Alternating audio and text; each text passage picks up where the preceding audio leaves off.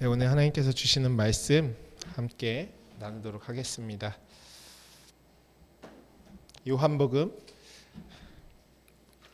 14장 27절 말씀입니다.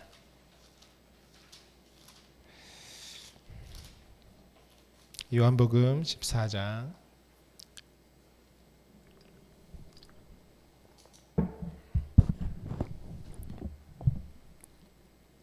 요한복음 14장 27절 말씀 우리 함께 한 목소리 읽도록 하겠습니다. 시작. 평안을 너희에게 끼치노니 곧 나의 평안을 너희에게 주노라. 내가 너희에게 주는 것은 세상이 주는 것과 같지 아니하니라. 너희는 마음에 근심하지도 말고 두려워하지도 말라. 아멘. 네, 어느덧 꽃피는 봄의 계절이 돌아왔습니다. 여러분 심령에도 활짝 아름다운 꽃이 피시기를 축복합니다. 네. 분위기가 좀 딱딱한 것 같아요. 괜찮으시죠? 네. 할렐루야. 하나님은 우리에게 평안을 주시는 분이십니다. 생명을 주시는 분이십니다. 우리가 두 주에 나눠서 하나님께서 우리에게 주시는 그 사흘길에 대해서 함께 나누고 있습니다. 그 하나님이 사흘길을 통해서 우리에게 결국 주시고자 하는 것은 영원한 생명과 평안인 것입니다. 우리 사흘길 2주 전에 나눌 때에 우리가 6월절을 지나서 광야에 들어간 자들은 하나님의 그 누룩 없는 떡, 그 생명과 진리의 말씀으로 살아가는 것이다라는 것을 우리가 함께 나눴고요.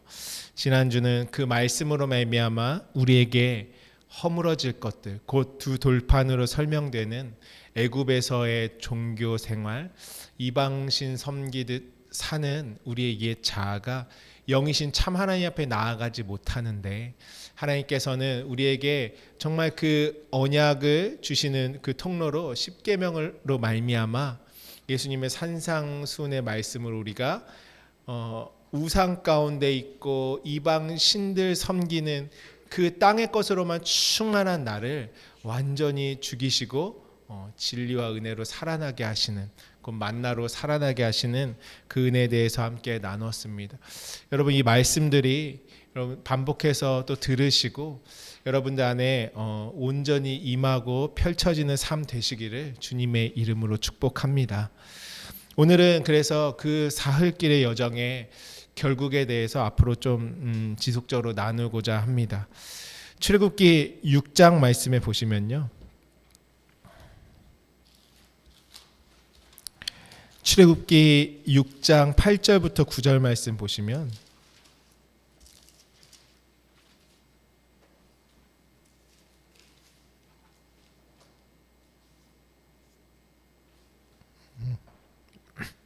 내가 아브라함과 이삭과 야곱에게 주기로 맹세한 땅으로 너희를 인도하고 그 땅을 너희에게 주어 기업을 삼게 하리라. 나는 여호와라 하셨다 하라. 모세가 이와 같이 이스라엘 자손에게 전하나 그들의 마음의 상함과 가혹한 노역으로 말미암아 모세의 말을 듣지 아니하였더라. 이 세상 것으로 곧 우리가 애굽으로 설명하면 애굽에서 바로 왕으로 말미암는 온갖 애굽의 소리들과 애굽에서의 노동들과 그 율법의 멍에를 지고 가는 무거운 짐 진 자들의 삶은요. 8절에서 모세를 통해서 하나님의 약속을 설명해 주시지 않습니까? 약속의 땅을 기업으로 주겠다. 그렇지만 이들의 상함과 가혹한 노역으로 말미암아 모세의 말을 듣지 아니하였더라 이렇게 말씀하고 있습니다. 그러니까 이 세상의 것들로 충만한 심령 가운데서는 하나님의 소망이 들려오지 않는다라는 것입니다. 아무리 진리를 선포하고요, 아무리 하늘의 것을 말해도요, 그 닫혀진 심령 가운데는 굉장히 그 진리와 복음과 은혜가 추상적이고 마치 멀리 있는 일 같아 보이고 나와는 상관없는 것처럼 들립니다. 그것은 무엇이냐면 소망이 없다라는 것이에요. 말씀을 들어도 가슴이 뛰지 않는 것입니다. 모세가 그 엄청난 고난의 삶을 살아가고 있는 이스라엘 백성들에게 하나님의 말씀을, 그 소망을 이렇게 증거하고 있지만 그들의 마음의 상함, 가혹한 노역으로 말미암아 모세의 말이 그들의 귀에 들려오지 않는 것이죠. 이 세상 신들이 믿지 않는 자들의 마음을 혼미하게 하여서 그리스도의 복음의 광채가 비치지 못하게 한다. 고린도후서 말씀에도 말씀하고 계시죠. 하나님은 어떠하십니까? 오늘 우리가 소망 가운데 하나님이 주시는 것을, 그 약속을 소망으로 잡아서 정말 여호수아처럼 그 약속 붙들고 끝까지 믿음의 경주를 싸워 승리하기를 원하시는 것이 하나님 아버지의 마음입니다.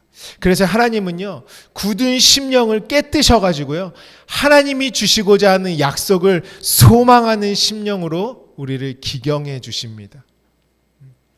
여러분, 삶 가운데 삶의 무게에 하나님이 주신 것들이 소망으로 들려오지 않으십니까? 하나님 앞에 기도하십시오. 오늘 이스라엘 백성들처럼 부르짖으시는 은혜가 있으시기를 축복합니다. 주님, 굳은 내 마음을 깨뜨려 주십시오. 정말 하나님의 것, 하늘의 것들을 소망하는 마음을 내게 불어넣어 주십시오. 그렇게 간구하시는 은혜가 있으시기를 주님의 이름으로 축복합니다. 애굽 땅은요, 소망 없는 삶이라는 것이죠. 하나님은요, 그 굳은 심령을 깨뜨리시기 위해서 지난주에 말씀드렸던 열 재앙이라는 것을 통해서 애굽의 실상을 드러내십니다.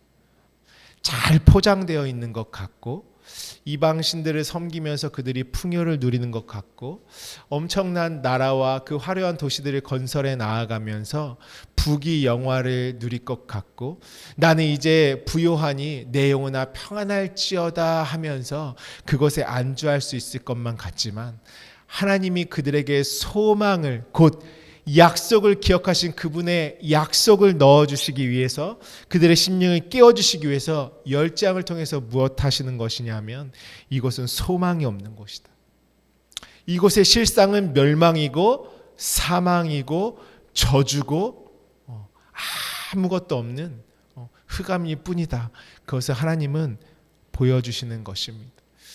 그것들을 보면서 이스라엘 백성들 심령 가운데 생기는 것은 하나인 것입니다. 하나님이 주시는 소망이 들어오게 되는 것이죠.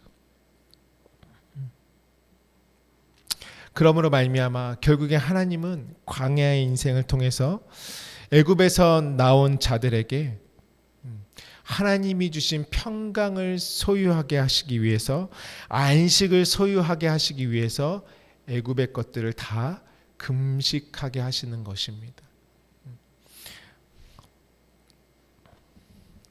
소망이 무엇인지 모르는 우리에게 정말 소망의 길을 가게 하시는 것이죠.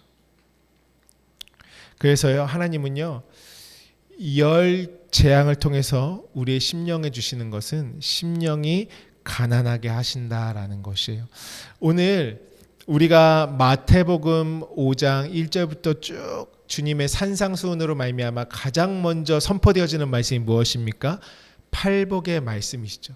예수께서 입을 열어 가르쳐 가라사대 하시면서 팔복의 말씀을 시작하실 때 첫 번째 나오는 말씀이 무엇이냐면 심령이 가난한 자에 대해서 말씀하십니다. 팔복은요, 여러분 앞에 보셔서 알겠지만 이 사흘길, 애굽과 광야와 가나안, 또 뜰과 성소와 지선, 곧 하늘을 가는 길이죠. 이 사흘길의 여정에는요, 하나님이 어떤 마음을 가지고 움직이시냐면 팔복의 마음이 그 아래 쫙 깔려 있는 것입니다. 팔복의 마음으로 움직여지는 것이 바로 사흘길이에요. 성경 전체는 우리의 구원을 이루는 이 사흘길에 대해서, 사흘길의 여정에 대해서 말씀하시지 않습니까? 그리고서 이스라엘 민족들에게 히브리인들이라는 명칭을 붙여주셨어요. 히브리는 무엇입니까? 건너가는 자들인 것이죠. 궁극적으로는 눈에 보이는 육체의 세계에서 보이지 않는 영원한 하나님의 영의 세계로 건너가는 여정이다라는 것입니다. 그것이 히브리 하는 자들의 삶인 것이죠. 그것 가운데 하나님께서 두시는 마음이 바로 팔복인 것입니다. 팔복은요, 하나님의 여정과 동떨어서 절대 설명할 수 없는 것이 팔복의 마음입니다. 팔복은 하나님의 마음이기도 하고 하나님의 그 마음을 나에게 건네주시는 것이기도 합니다. 그러므로 팔복은 무엇이냐면 하나님의 약속을 이루시는데 우리에게 부어주시는 마음이다라는 것입니다. 그러므로 팔복은요, 이 세상 어떤 도덕적인 마음, 착한 마음, 구제하는 마음을 말씀한 것이 아니라 나로 하여금 영원한 평안의 처소, 안식의 처소로 이루어지게 하는 그 여정 가운데 하나님이 충만하게 부어주시는 것이 바로 팔복의 마음인 것입니다. 하나님의 주시는 히브리의 여정과 그 하나님의 마음을 절대 따로 떨어뜨려서 설명할 수가 없는 것입니다. 하나님이 오늘 소망을 잃어버린 자들에게 다시 하늘의 것으로 하나님의 약속으로 소망하게 하시기 위해서 우리에게 베풀어 주시는 것이 첫 번째, 심령이 가난하게 하시는으로 시작하시는 것입니다. 심령이 가난한 자들은 무엇합니까? 부르짖기 시작하는 것이죠. 그 심령이 가난한 것은요, 영이 그 하나님의 영, 진리의 영, 성령을 뜻하는 단어죠. 무엇이냐면 육체로만 살았던 내가 하나님의 영이 없이는 살 수 없다라는 것을 자각하기 시작하는 것, 그것이 심령이 가난한 자입니다. 단순히 마음이 좀 착하고 가난한 걸 말하는 게 아니라 하나님의 영이 없이는 나는 호흡도 할 수 없고 하나님의 영이 없이는 이 땅에서 살아갈 수 없다라는 것을 인정하는 것입니다. 애굽에서 그들이 경험했던 모든 재앙도 그렇고 하나님이 그들을 이끌어 주시는 역사는 무엇이냐면 성령 하나님의 개입하심 없이는 이루어질 수 없다라는 것입니다. 사단의 왕국에서 누가 세상 신 아래서 어떤 자가 빠져나오냐면 성령의 인도함 받는 자, 곧 하나님의 영으로 호흡하는 자들이 진리의 호흡으로 그것을 빠져나오는 것이죠.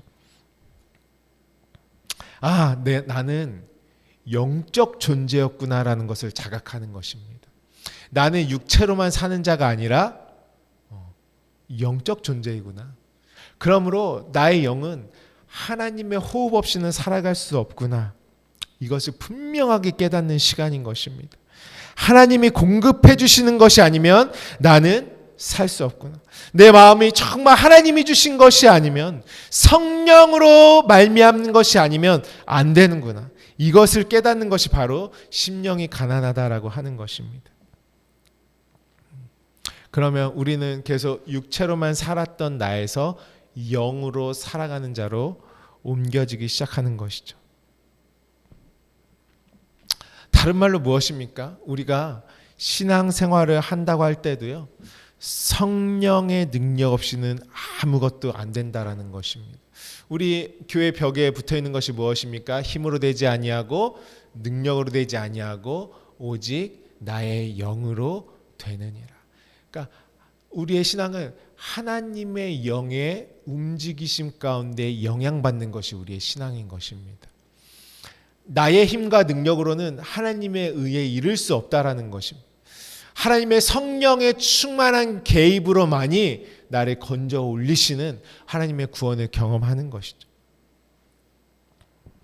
그러므로 하나님은 팔복의 마음 가운데 심령이 가난하게 하심으로 본향을 향해 가는 우리의 영적인 여정을 시작하신다라는 것이죠. 그것이 하나님의 사흘길 가운데 첫 번째로 우리에게 주어주심으로 말미암아 지속해서 영의 갈망으로까지 끌고 가시는, 심령이 가난한 자 되게 하시는 하나님의 역사인 것입니다. 정말 하나님이 주시는 것을 가난한 심령으로 갈망하시는 심령 되시기를 주님의 이름으로 축복합니다. 그들이 어느 곳으로 초대받습니까? 애통한 곳으로 초대받는 것이죠. 애통한 것은 원어로 파스코 고난이라고 했죠. 고난이 애통이죠. 이 고난은 어떤 말과 같습니까? 파스카에서 유월절과 애통이 같은 단어입니다. 원어로는요.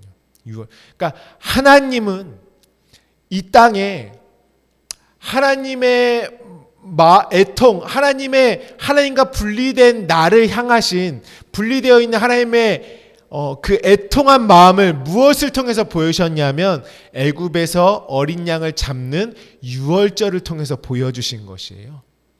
하나님의 애통은 어디에 부어져 있습니까? 어린 양, 곧 예수의 죽음이 하나님의 애통으로 이 땅 가운데서 보여지는 것입니다. 눈에 보이는 것으로 나타난 것이 애통인 것이죠. 결국 하나님이 심령이 가난한 자들 되게 하셔서 영의 그 가난함을 주시고 이끌어 가시는 곳이 어디입니까? 마지막 재앙을 통과하는 자들이 그 고센 땅에서 어린 양을 경험하는 것입니다. 하나님의 애통을 통과하는 것이죠. 근데 하나님의 그 애통이 곧 나의 애통이었음을 아는 것입니다. 그러니까 나를 향한 그분의 애통이었음을 알고 하나님의 마음을 받아서 내가 그곳 가운데 함께 애통하는 자가 되는 것이에요. 하나님과 분리되어 있는 것을 보는 시간인 것입니다. 그래서 예수 그리스도의 은혜로 말미암아 그 애통 유월절을 통과하는 것입니다. 그것을 통과하는 자들은 어떠한 자들로 만들어지냐면 온유한 자들로 하나님께서 우리를 빚어 나가십니다. 온유한 자는요, 성경에서 단순히 마음이 선한 것을 일컫는 것이 아니죠. 구약에서는 누가 가장 온유한 자라고 말씀하고 있습니까? 모세는 당대의 지면에서 가장 온유한 자였다 이렇게 말하죠. 신약에서는 누구를 온유한 자로 말씀하시죠? 나는 마음이 온유하고 겸손해. 그러니까 구약에서는 모세, 신약에서는 예수님. 이 두 축은 무엇을 말하는 것입니까? 하나님의 약속 앞에 온유한 자를 말하는 것입니다. 그러니까 예수님은 어떠하셨죠? 그가 하나님의 약속을 이루기 위해서는 어떠한 수모를 겪으셔도 그분의 입을 열지 아니하셨다. 그러니까 하나님의 약속이 이루어지는 그 여정 가운데 모세는 어떠한 자였습니까? 오직 그 약속 앞에 그의 모든 삶이 드려진 자였습니다. 예수님은 어떻습니까? 아버지의 그 약속의 뜻을 이루기 위해서 그의 입을 부당한 것들에 그의 입을 열지 아니하고 오직 진리만을 선포하시며 하늘의 양식만을 선포하시며 그 길을 가셨던 자들입니다. 성경은 무엇이냐면 온유한 자들의 역사입니다. 온유한 자들은 무엇입니까? 하나님의 씨를 받아서 그대로 열매 맺는 자. 곧 마리아는 어떤 고백을 했습니까? 주의 여종이오니 주의 말씀대로만 이루어지이다. 그 자들이 온유한 자들이에요. 어떤 자들이냐면 결국 하나님이 심령이 가난하게 하심과 애통함을 통과해 나온 자들이 약속이 이루어지는 것으로 자신의 삶을 내어 드리는 것들. 그 약속 앞에 온유한 것을 성경에서 온유하다라고 말합니다. 그러니까 예수님은 어떠한 말씀하시죠? 나는 마음이 겸손하고 온유하니 누구의 멍에를 매라고요? 나의 멍에를 매라. 내 멍에는 쉽고 가볍다. 세상이 주는 그 멍에와는 다르다. 그 말씀하고 계신 것이죠. 주님이 매신 멍에는 무엇이었습니까? 하나님께서 태초부터 작정하신 약속의 멍에다라는 것이죠. 온유한 자들의 심령은 어떨까요, 여러분? 의에 줄이고 목말라 합니다. 하늘의 것으로 오직 그래서 하나님이 광야에서 곧 이제 하나님의 약속이 이루어지기로 작정된 자들에게 보여주시는 것은 광야에서 하시는 말씀이 이거 한 가지죠. 무엇을 먹을까? 무엇을 마실까? 무엇을 입을까? 그거 물어보시는 것이에요. 그래서 광야에서 우리를 어떻게 다듬으시냐면 의에 줄이고 목마른 자 되게 하시는 것입니다. 오직 하늘의 것만, 하늘의 의만은 아까 애굽에서는 그 마음이 없었잖아요. 소망이 없었죠. 근데 의에 줄이고 목마르게 하신. 그래서 주님은 친히 우리에게 먹을 것, 곧 하늘의 만나와 또 반석에서 나오는 물로 그 다음에 그들의 의복이 헤어지지 않는 진리의 옷으로 그들을 입히시고 먹이시는 그 하늘의 것으로 섬겨주시는 은혜를 받는 것이 곧 광야의 삶이고, 그것이 팔복에 들어가 있는 의에 줄이고 목마른 자다라고 하는 것이죠. 그런 자들은 무엇이냐면 하나님의 긍휼을 입습니다. 여기서요, 우리가 성경에서 보면 뭐 긍휼히 여기는 자, 뭐 여기는 어떤 조건부로 있는데요, 원어로 보시면요 그냥 긍휼한 자, 긍휼로 이루어진 자, 이런 의미입니다. 그러니까 하나님의 사랑과 약속으로 말미암아 완전히 그분의 것으로 옷 입혀준 자. 어떻습니까? 자녀는 누구의 긍휼을 입죠? 부모의 긍휼을 입지 않습니까? 부모의 눈에는 자녀라는 것은요 긍휼한 자들이에요. 긍휼히 여길 자들이죠. 사랑할 자들. 하나님 아버지의 그 먹이시고 입히심을 경험해서 사랑과 약속으로 완성된 자들을 긍휼히 여기심을 받은 자라고 하는 것입니다. 그러면 무엇이죠? 지성소 곧 거룩. 내가 거룩하니 너희도 거룩할지냐. 그 자들이 뭐냐면 청결한 자, 이것은 뭐냐면 깨끗한 자, 거룩한 자다라는 것입니다. 곧 하나님의 역사하심으로 말미암아 무엇으로 우리가 정결하게 되는지 우리 함께 한번 말씀을 볼까요? 우리 요한복음 15장 말씀 함께 보겠습니다. 요한복음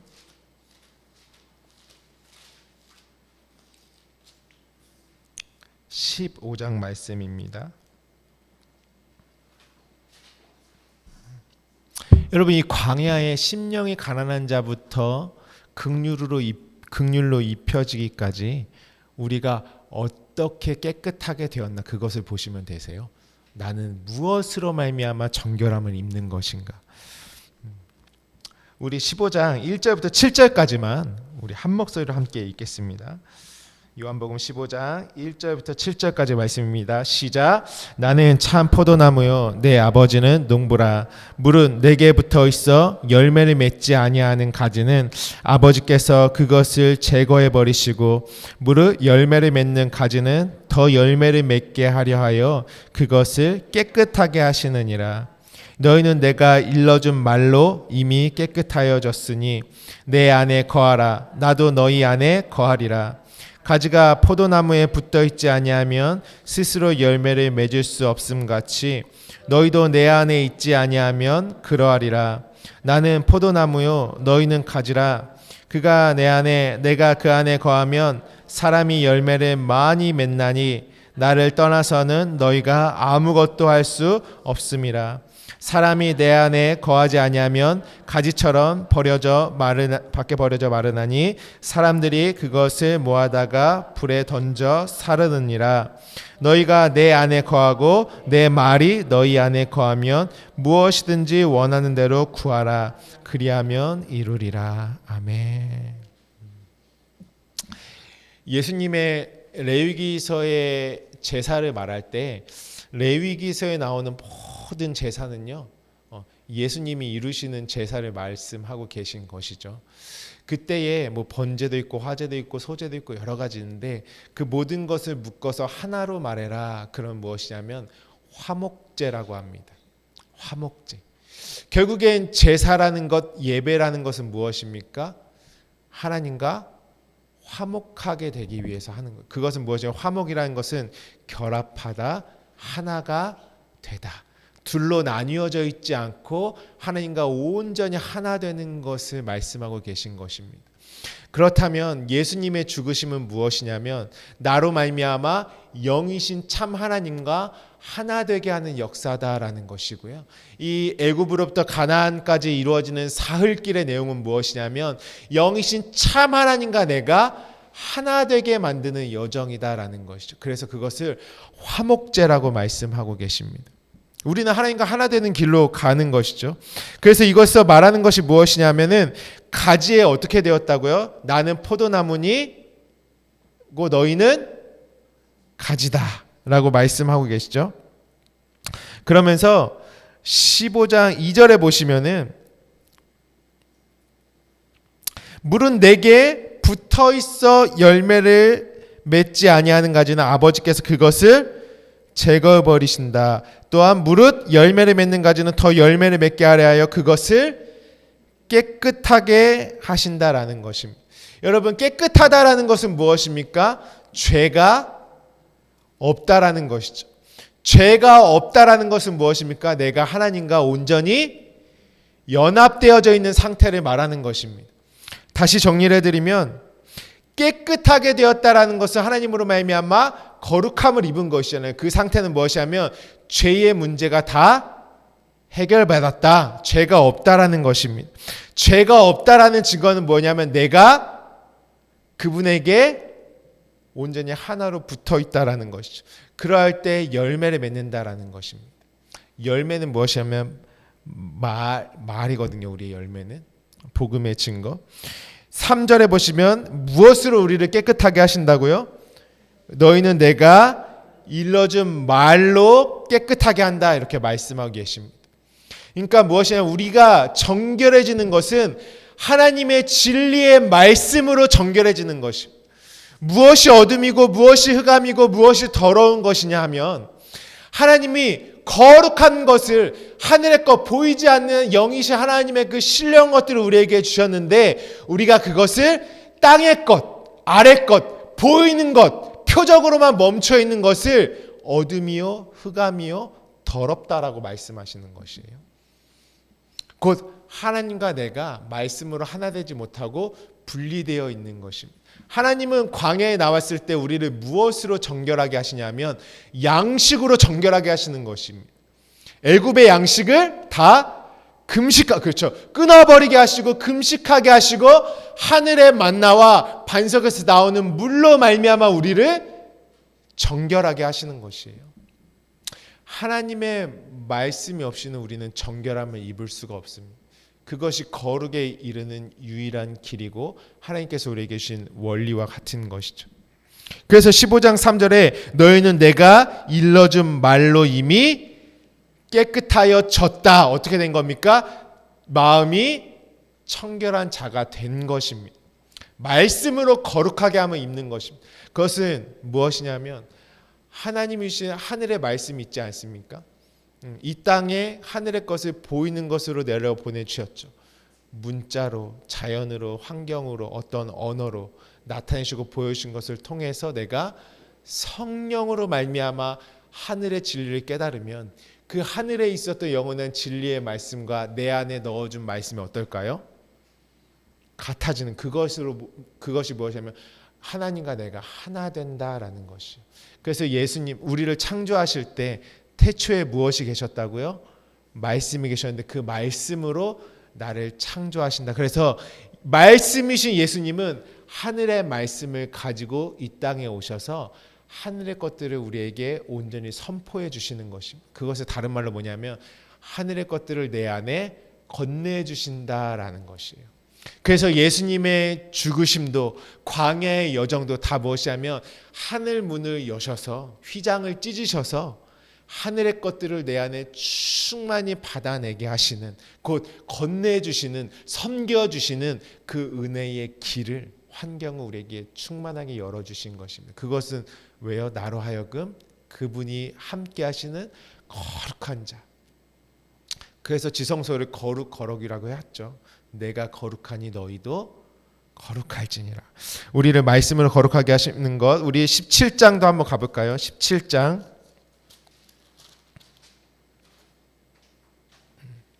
다른 것으로 우리는 하나님에게 인정받는 것이 아니라 하나님의 말씀으로 거룩하심을 입는 것입니다. 17장 17절부터 19절 말씀입니다. 우리 한 목소리로 읽습니다. 시작. 그들을 진리로 거룩하게 하옵소서. 아버지의 말씀은 진리니이다. 아버지께서 나를 세상에 보내신 것 같이 나도 그들을 세상에 보내었고 또 그들을 위하여 내가 나를 거룩하게 하오니 이는 그들도 진리로 거룩함을 얻게 하려 함이니이다. 무엇으로 거룩해진다고요?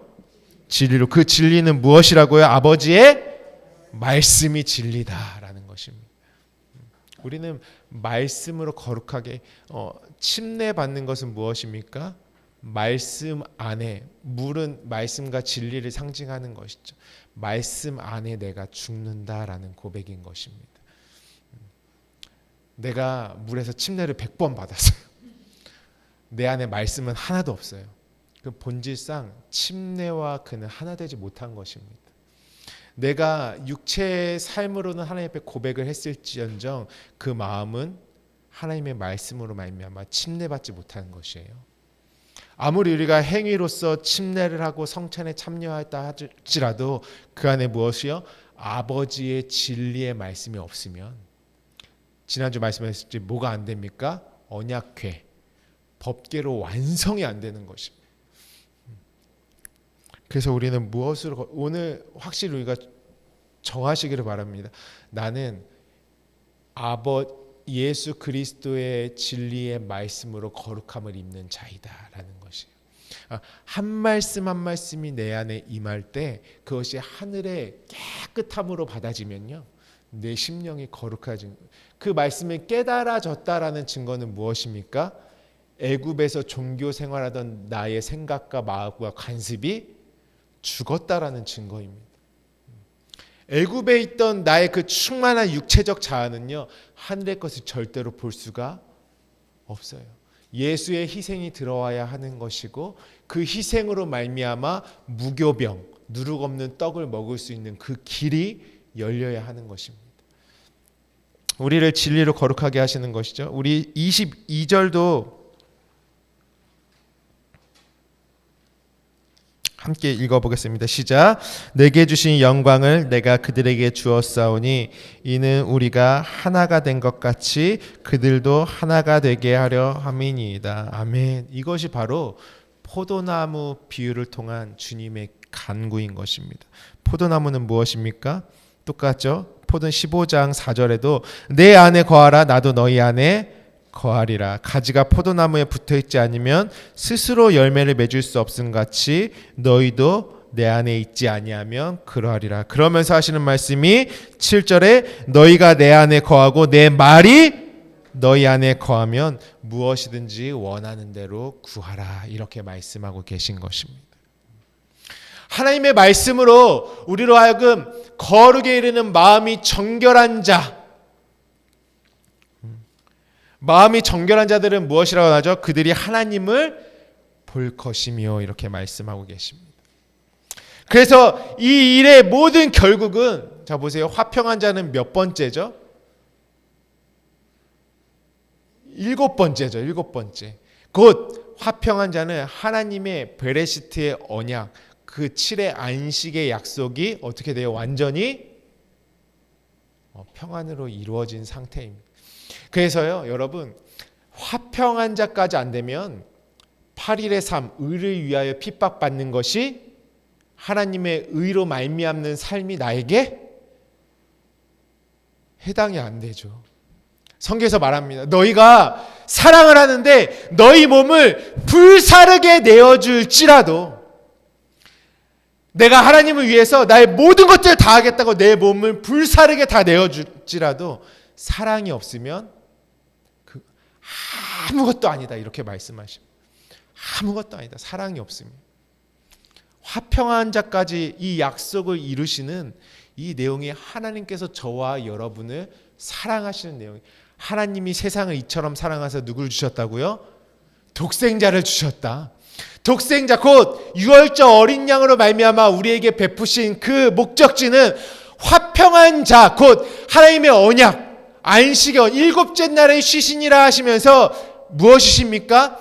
육체의 생각으로 움직였던 내가 완전히 쉬는 것, 곧 하늘의 것으로 움직여지고 살아가는 내가 되게 하기 위하신 것, 그것이 7번째 팔복의 화평한 자가 되는 것입니다. 화평한 자.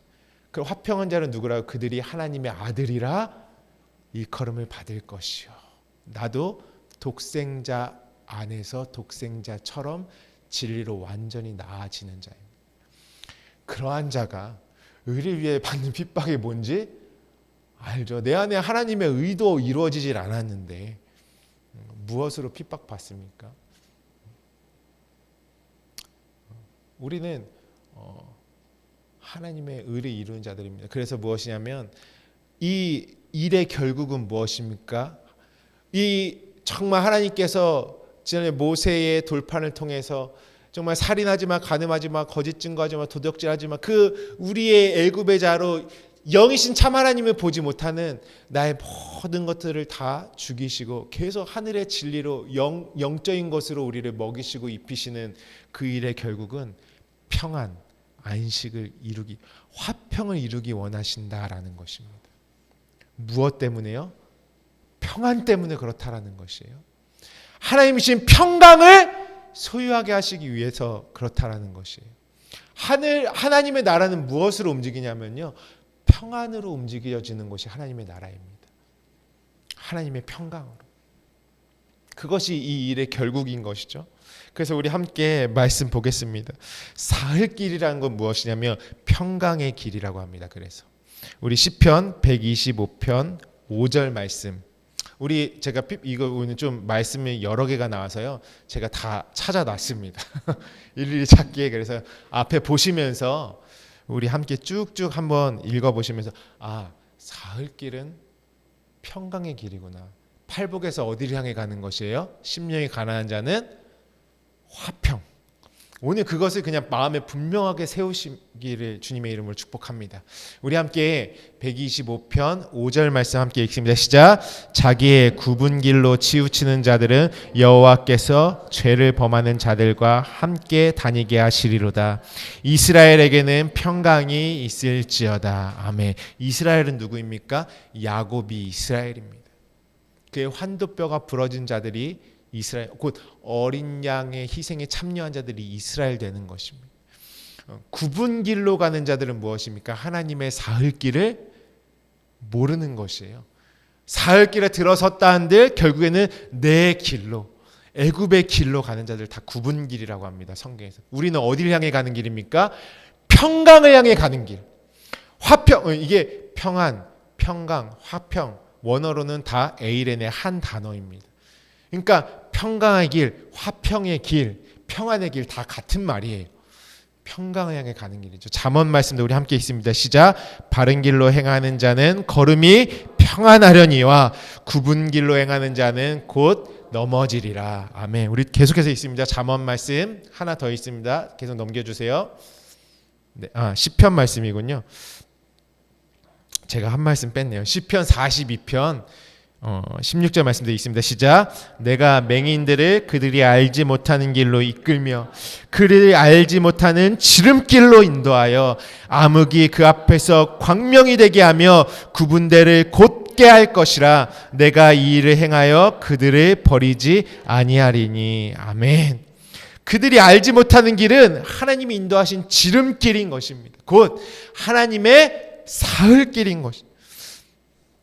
그것에서 모든 굽은 길들, 나의 뜻으로 이루어진 길들, 가시밭 길들, 그 모든 것들을 어떻게 하십니까?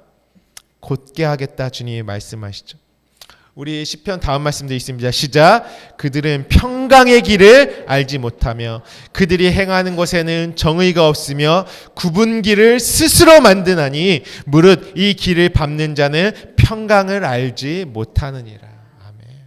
자기의 길의 결국은 무엇이냐면 평안이 없는 것입니다. 신앙생활에 아무래도 평강이 없어요. 왜 그러냐 하면 하나님의 사흘길 안에 그 하나님이 여신 길로 가지 않기 때문에 그렇습니다. 말씀으로 정결하게 되는 그 길로 가지 않기 때문에 그렇습니다. 여전히 애굽의 관습 그대로 내 방법, 내 뜻, 내 힘으로 그 일의 결국은 무엇입니까? 처음에 잘 되는 것 같고 이 길에 무엇인가 형통할 것 같지만 마지막에는 평안이 없는 것입니다. 평안을 빼앗기는 것이죠. 우리 또 다음 말씀 계속 있습니다. 이사야서 59장 8절 말씀에 있습니다. 시작. 그들은 평강의 길을 알지 못하며 그들이 행하는 곳에는 정의가 없으며 굽은 길을 스스로 하니 이 길을 밟는 자는 평강을 알지 못하느니라. 우리 누가복음 말씀으로 갑니다. 시작. 모든 골짜기가 메워지고 모든 산과 작은 산이 낮아지고 굽은 것이 곧아지고 험한 길이 평탄하여질 것이요. 아멘. 우리의 모든 길이 평강의 길로 인도함 받는 것이죠. 로마서 말씀도 우리 다음 말씀 또 봅니다. 로마서 말씀. 자, 넘겨주시기 바랍니다. 예. 로마서 3장 16절부터 18절 말씀이 있습니다. 시작. 파멸과 고생이 그 길에 있어 평강의 길을 알지 못하였고 그들의 눈앞에 하나님을 두려움이 없느니라 함과 같으니라. 아멘. 평강의 길을 알지 못하는 자는 파멸과 고생의 길을 자신이 선택해서 가는 것입니다. 누가복음 1장 78, 79절도 함께 있습니다. 시작. 이는 우리 하나님의 긍휼로 인함이라. 이로써 돋는 해가 위로부터 우리에게 임하여 어둠과 죽음의 그늘에 앉은 자에게 비치고 우리의 발을 평강의 길로 인도하시리라 하니라. 아멘. 더 있지만 몇 가지 말씀만 추려서 읽었습니다. 그러니까 우리의 인생은 구분길이 있고 하나님이 열어놓으신 평강의 길이 있다라는 것이에요. 팔복의 길. 그 하나님과 하나됨으로 말미암아 세상이 줄 수 없는 평강의 길이 사흘길이라는 것입니다. 하나님의 약속대로 그 길을 간 자들 심령에는 무엇이 있을까요? 너희는 아무것도 염려하지 말고 오직 모든 일에 기도와 간구로 너희 구할 것을 감사함으로 하나님께 아뢰라. 그리하면 지극히 뛰어나신 하나님의 평강이 그리스도 예수 안에서 너희 마음과 너희 생각을 지키시리라. 이 말씀하고 계십니다. 평강의 길이라는 것이죠. 화평케 되는 길이라는 것입니다. 그것을 향해 가는 것입니다. 사흘길. 평안을 소유하는 것이죠. 우리 요한복음 14장 말씀 가보겠습니다. 주님의 마음은 무엇이냐? 우리가 이제 마지막으로 예수님의 마음 가운데 그리스도의 마음 가운데 함께 들어가 보겠습니다. 요한복음 14장 1절 말씀 함께 있습니다. 시작. 너희는 마음에 근심하지 말라. 하나님을 믿으니 또 나를 믿으라 말씀하십니다. 또 우리 좀 전에 띄웠던 27절 말씀도 함께 읽어볼까요? 27절 우리 한 목소리로 있습니다. 시작. 평안을 너희에게 끼치노니 곧 나의 평안을 너희에게 주노라. 내가 너희에게 주는 것은 세상이 주는 것과 같지 아니하니라. 너희는 마음에 근심하지도 말고 두려워하지도 말라. 아멘. 예수님이요 죽으시고 부활하시면서 계속 제자들 만날 때마다 하신 말씀이 무엇인지 아십니까? 평안하냐. 그리고 승천하실 때 너희에게 평강이 있을지어다. 사도들도 그들의 서신서를 쓸 때 항상 하는 말씀이 무엇이냐면 너희에게 그리스도 예수 안에서 평강이 있을지어다. 우리는 어디를 향해 간다고요? 평강을 향해 가는 거죠. 평강. 사흘길의 결국을 보니까 평안이라는 것이에요. 이 평안의 능력을 아십니까, 여러분? 내가 그동안 이 땅에서 내가 만들었던 그 평안 말고요. 정말 하나님의 나라의 평강의 능력을 아십니까? 이 말씀에 보시면 너희는 마음에 근심하지 말라. 또 두려워하지 말라. 이것은 다 어디서 주었던 것이죠? 애굽에서 주었던, 곧 세상에서 육체로 온 것에서 주었던 거예요. 로마서에도 말씀하시죠. 육체의 생각은 사망이요 영의 생각은 생명과 평안이니라 말씀하시죠. 근심이라는 것은 무엇이냐면 우리 함께 볼까요? 타라소라고 합니다.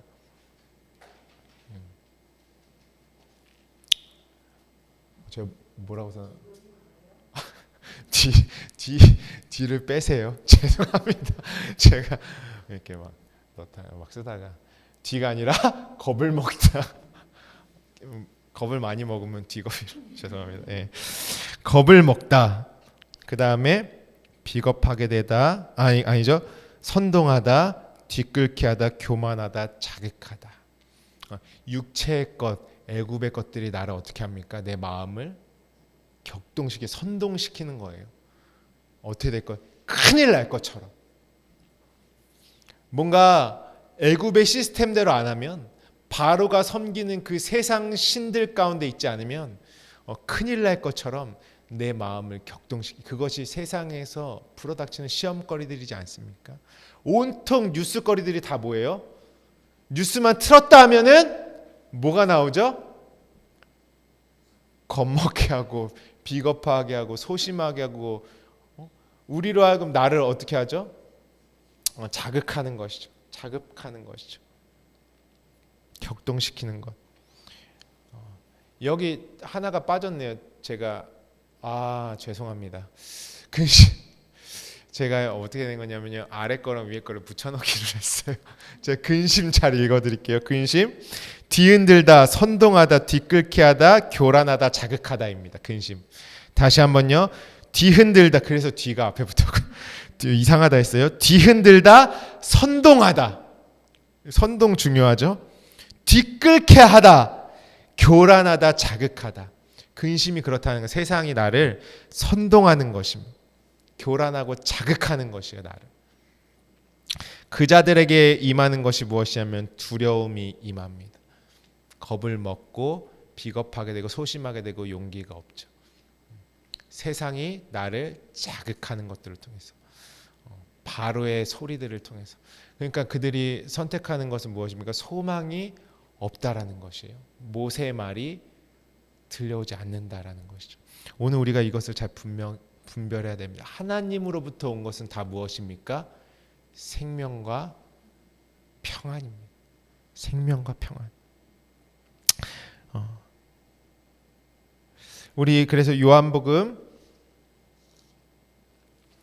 뭐라고 말씀하시냐면 요한복음 14장 31절에 마지막 절이죠. 14장에 오직 내가 아버지를 사랑하는 것과 아버지께서 명하신 대로 행하는 것을 세상이 알게 하려 함이로다. 일어나라 여기를 떠나자 하시니라. 이 일어나라 여기를 떠나자라고 말씀하시는 것이 큰 의미가 있습니다. 어디를 떠나자고 하시는 것이에요? 근심하는 곳, 두렵게 하는 곳, 곧 그 세상에서 우리가 함께 주님이 떠나자라고 하시는 것이에요. 단순히 그곳에 제자들과 함께 있던 장소를 옮기고자 하시는 말씀이 아닙니다. 어딜 떠나자고요? 애굽을 떠나자. 일어나라. 나와 함께 그 세상의 근심과 두려움이 있는 그곳을 나와 함께 떠나자. 주님께서 그 말씀하고 계신 것이죠. 여기를 떠나자. 우리 마지막으로 이 말씀 찾아보겠습니다. 16장 33절입니다. PPT 안에도 있거든요. 16장 33절. 그럼 잘 보세요. 16장 요한복음 16장 33절의 말씀은 예수님께서 최후로 예언하시는 말씀입니다. 예수님이 이 말씀 하시고요. 요한복음 17장 가면은 무엇이냐면 기도하세요. 아버지께. 기도하시고 요한복음 18장에 이제 잡혀가십니다. 그래서 요한복음 16장 33절이 굉장히 중요한 말씀인데요. 여기서 뭐냐면 이것을 너희에게 이르는 것은 이렇게 시작하죠. 무엇을 이르셨냐면 요한복음 14장부터 16장 32절까지를 주님께서 다 이것을 너희에게 이른 것이다 이렇게 말씀하시는 것이에요. 이 안에 어디도 같이 포함되어 있냐면 마태복음 5장, 6장, 7장의 산상수훈의 말씀도 이것을 너희에게 이르는 것 안에 다 들어가 있습니다. 다시 정리하면 마태복음 5장, 6장, 7절의 산상수훈, 또 요한복음에서 가장 정말 핵이라고 할 수 있는 요한복음 14장, 15장, 16장 32절까지의 말씀이 이것을 너에게 이른다 이렇게 말씀하시는 것이죠. 이 예수님이 직접 하시는 말씀이 무엇이냐면 광야에서 먹는 하늘에서 내려오는 만나인 것입니다. 우리가 먹어야 할. 그래서 예수님은 이것을 너에게 주는 것은, 내가 이 모든 것을 너에게 이르는 것은 결국이 무엇입니까? 유언 같은 말씀이 너희로 내 안에서 평안을 누리게 하려 함이라. 이것이 주님께서 십자가에 달리시기로 잡혀가시기 마지막 유언처럼 하신 말씀이, 내가 이제 이 모든 것을 너희에게 다 이르렀다. 다 너희에게 아버지 것을 숨김없이 다 말씀했다. 이것을 너희에게 이르는 것은 이제 너희로 어디 안에서요? 내 안에서 평안을 누리게 하려 합니다. 이렇게 말씀하신. 그러면서요, 세상에서 너희가 환난을 당하나 담대해라. 내가 세상을 이겼느니라 이렇게 말씀하시는 것이. 여기서 우리가 서로 반대되는 것 두 가지가 나옵니다. 하나는 내 안에서 평안을 누리게, 또 하나는 세상에서는 환난을 당하나. 여기서 평안을 누리다 이것이랑 환난을 당하다라는 게 사실 같은 단어예요. 우리나라 말로는 굉장히 누리고 당하고 너무 다르잖아요. 누리다는 것도 에코, 당하다라는 것도 에코. 그래서 무엇이냐면 가지다, 소유하다, 지키다, 간직하다, 보관하다, 붙잡다, 손에 쥐다라는 것입니다. 손에 쥐다. 무엇을요? 하나님이 내가 주는 평안은 세상이 주는 것과 같지 아니야. 내가 어떻게 다 주다. 뭐냐면 원어로 디돔이 넘겨주다라는 것이죠. 그러니까 우리는 광야의 살 길의 여정을 통해서 누가 주는 것을 소유하는 것입니까? 주님이 주신 하늘의 말씀을 내가 소유하고 간직하는 것이죠. 그것을 평안을 누리는 것이죠.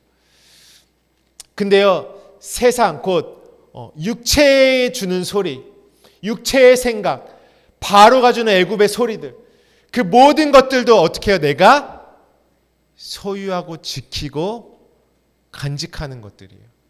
내 안에 담는 것들. 히브리어에 보면요, 카프라는 요런 모양의 손에 이렇게 되어 있는 게 있거든요. 손, 이게 뭐냐면 내가 무엇인가를 움켜 쥐는 것이에요. 그러니까 내 손 안에 하나님이 주신 것을 움켜쥐고 있냐, 세상이 주는 것을 움켜쥐고 있냐. 그것에 따라서 오늘의 결국은 무엇입니까? 평강이 좌우되는 것입니다. 평안. 하나님은 무엇이냐면 하늘의 평강을 우리가 누리며 살기 원하시는 것이 하나님의 마음인 것이에요. 하늘에서 건네주신 평강을 소유하게 하시는 것이 주님의 마음이고, 이것을 너에게 이루는 마지막 주님의 유언인 것입니다.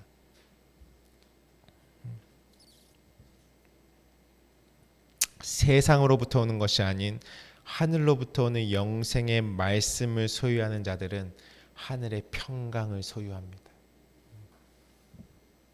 세상이 감당하지 못할 평강을 소유합니다. 하나님의 말씀이 이루어지는 곳에는요, 그 안에 무엇이냐면 평강이라는 것이 깊이 깔려 있습니다. 저와 여러분들은요, 눈에 보이는 것들 때문에 흔들리는 자들이 아닙니다. 하나님이 주신 것으로 인해서 이 땅에서 평안을 누리는 자들이 되는 것입니다. 그것은 무엇이냐면 하나님께서 명령하신 그 사흘길, 생명의 길, 평강의 길을 택하여서 가는 자들, 정말 하나님이 주신 약속을 사모하는 자들, 그들이 누리는 것은 무엇이냐면 평강과 안식인 것입니다. 화평케 하는 자들은 하나님의 아들이라 복이 있나니 그들이 하나님의 아들이라 일컬음을 받을 것이다. 평강을 이룬 자들 또한 평강을 이루는 자들인 것입니다.